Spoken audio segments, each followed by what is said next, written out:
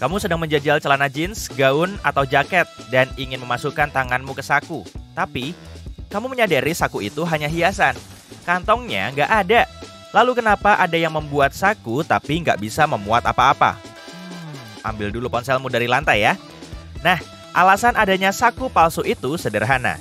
Kalau pakaian punya potongan atau bentuk spesifik, saku bisa merusak tampilannya. Bentuknya bisa berubah, baik saat masih di gudang atau sudah berada di rak toko. Solusinya, singkirkan saku di area-area penting. Selain itu, saku palsu jelas lebih murah dan gak akan melar. Menariknya, praktik ini sudah ada sejak abad ke-17. Pada masa itu, saku dibuat untuk bisa dilepas. Bentuknya menyerupai tas kecil dan para wanita, misalnya, bisa memindahkannya dari satu pakaian ke pakaian lainnya.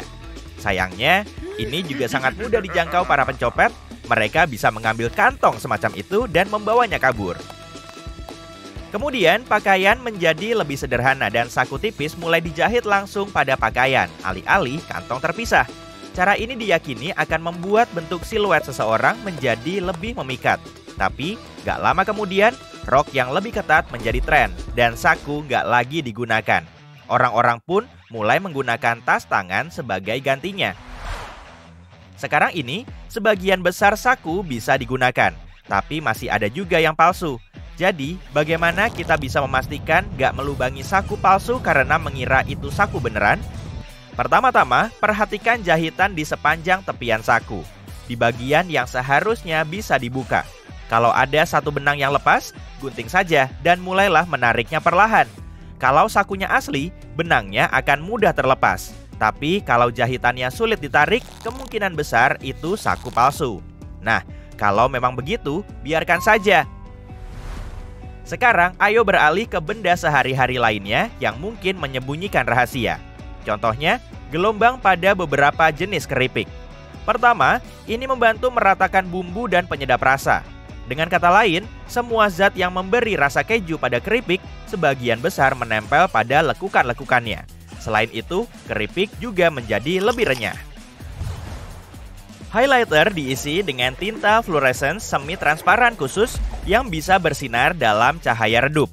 Warna kuning dan hijau muda jadi yang paling populer karena nggak menutupi teks saat difotokopi hitam putih. Mesin fotokopi menganggap warna kuning dan hijau muda nyaris nggak ada dan tidak mencetaknya.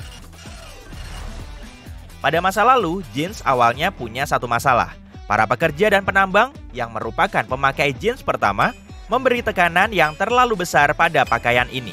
Akibatnya, jahitannya nggak mampu menahan tarikan dan robek. Kancing logam kecil diciptakan untuk mencegah hal ini terjadi. Sebagian besar resleting logam punya pengunci tersembunyi di dalamnya. Itulah kenapa sebaiknya jangan biarkan gagang resleting berada dalam posisi ke atas. Saat ditarik ke bawah, resleting akan terkunci secara otomatis. Ini berkat beberapa cekungan kecil yang tersembunyi di bawah gagangnya. Sekarang lanjut ke garis-garis horizontal pada botol plastik. Garis-garis itu membantu agar botol selalu tegak. Beberapa botol dibuat dari plastik lunak.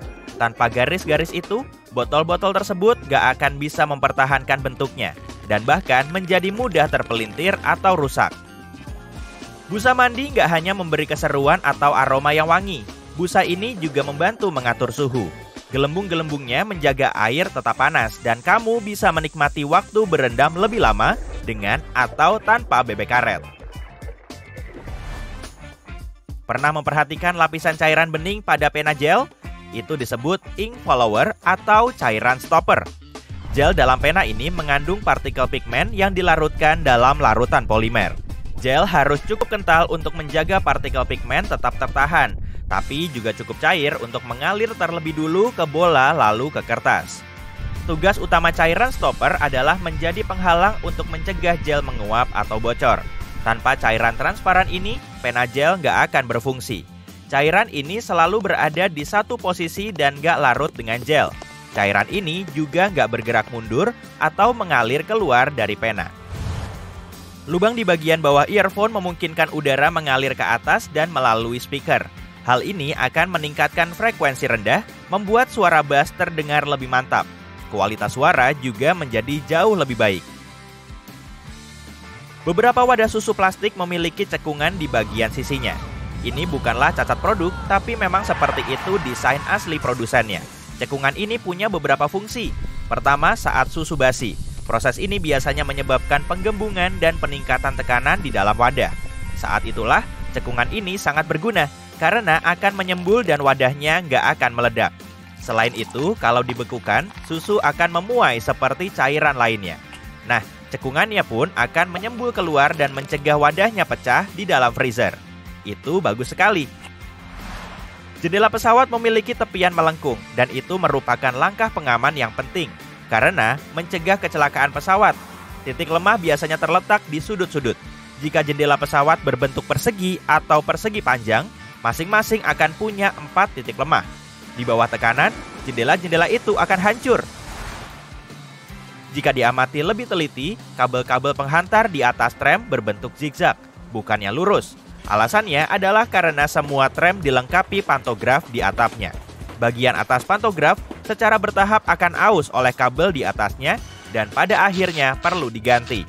Agar ausnya merata, kabel tidak dipasang lurus di sepanjang jalur trem, tapi dengan pola zigzag. Saat trem bergerak, pantograf akan meluncur di sepanjang kabel dan aus secara merata. Kamu mungkin bertanya-tanya, kenapa ada jerigen bahan bakar dengan 2 lubang bertutup, yang satu besar dan satu lagi lebih kecil?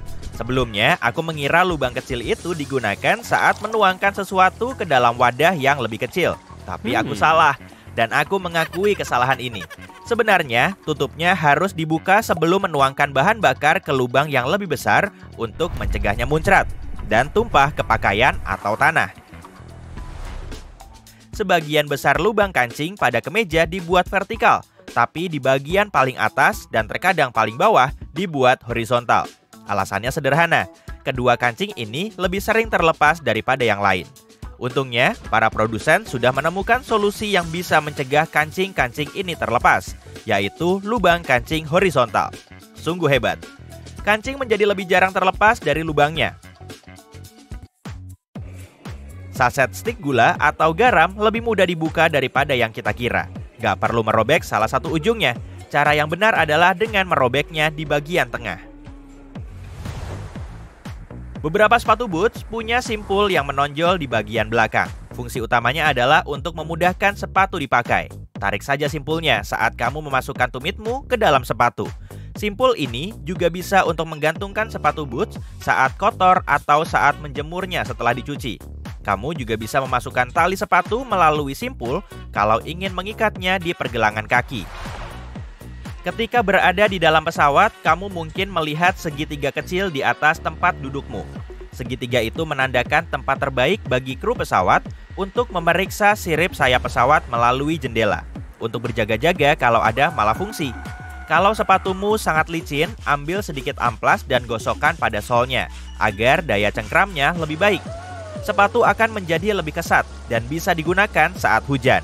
Kalau terlalu basah, sepatu mungkin akan bersuara, tapi itu kalau sepatumu bisa bicara. Kalau bagian bawah tempat sampah diberi beberapa lubang, memasukkan dan mengeluarkan kantong sampah akan lebih mudah. Kantong sampah nggak akan tersedot. Biasanya ada gel silika di dalam tas, sepatu, dan banyak barang lain yang kamu beli. Gel ini menyerap kelembapan berlebih. Jangan dibuang begitu saja. Setiap kali sepatumu basah, masukkan beberapa bungkus gel silika ke dalamnya. Termos sebenarnya bukan diciptakan untuk menjaga kopi tetap hangat. Termos dibuat oleh seorang ilmuwan Skotlandia yang cuma butuh tempat aman untuk menyimpan bahan kimia pada suhu yang stabil. Jadi, dia mengambil 2 botol, memasukkan botol yang lebih kecil ke dalam botol yang lebih besar, lalu menyedot udara di antara keduanya. Wah, bagaimanapun juga, terima kasih untuk kopi panasnya.